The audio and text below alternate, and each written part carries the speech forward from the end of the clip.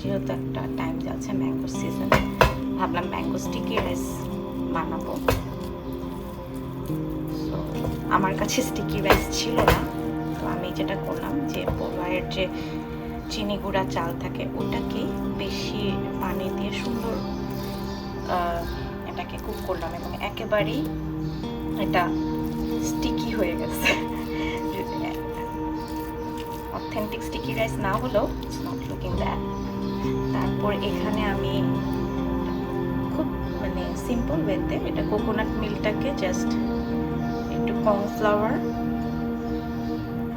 Condensed milk আর হালকা চিনি দিয়ে ঠিক সসের মতো করে নিয়েছি।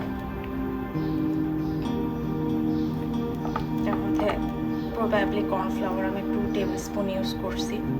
ফুল একটা ক্যান কোকোনাট মিল্ক নিয়েছি। কত ছিল ওয়েট? কোকোনাট মিল্ক ছিল 400 ml। 400 ml কোকোনাট মিল্কের সাথে আমার মনে হয় আমি 4 টেবিল স্পুনের মতো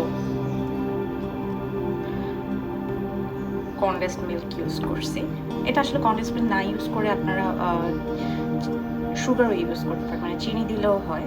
কনডেন্সড মিল্ক দিয়েও মানে এটা আসলে যার যার মানে সুইট খাওয়ার যে প্রবণতা, হ্যাঁ, ওইটার সাথে ম্যাচ করে দেওয়া ভালো। একটু বেশি মিষ্টি চাইলে বেশি দিবেন, কম দিবেন করে এরকম একটা থিক টেক্সচার আসবে।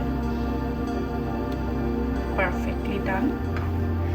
আমার স্টিকি রাইস রেডি।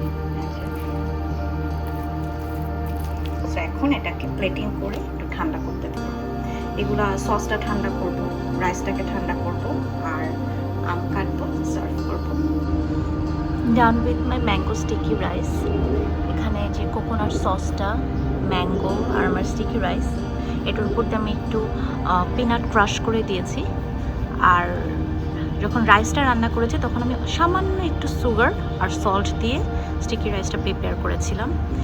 আপনারা অথেন্টিক স্টিকি রাইসও ইউজ করতে পারেন। আবার আমি এখানে চিনি গুঁড়া দিয়ে করেছি, কারণ হাতের কাছে যেটা থাকে ইজি করে না, আসলে রেসিপি বেশি টাফ করে ফেললে পরে দেখা যায় যে ওটা ট্রাই করা হয় না। সো রেদার দেন যখন সিজনাল ম্যাঙ্গো আসছে আর আম উঠছে, খেতে ইচ্ছা করতেছে, so why not trying with another easy ingredients.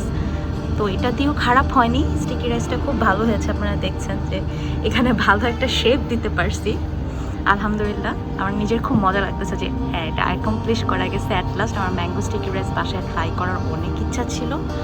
So ডান না, আলহামদুলিল্লাহ। আপনারা বাসায় ট্রাই করবেন, এটা খুবই ইজি, এবং ট্রাই করে অবশ্যই জানাবেন। Thank you. Bye bye from delish by Nusaiba.